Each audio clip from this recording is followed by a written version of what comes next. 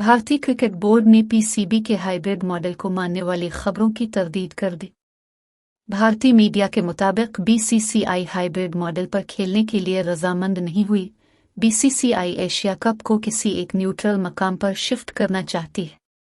Media reports के मुताबिक भारतीय क्रिकेट बोर्ड चाहता है कि एशिया कप को श्रीलंका मुंतकिल किया जाए और फिलहाल भारतीय क्रिकेट बोर्ड ने पीसीबी के हाइब्रिड मॉडल पर खेलने से इनकार कर दिया है। सदर एशियन क्रिकेट काउंसिल एसीसी जेशा का कहना है कि एशिया कप के मुस्तकबिल के लाइहा अमल की तैयार के लिए मेंबरान के साथ बातचीत करेंगे।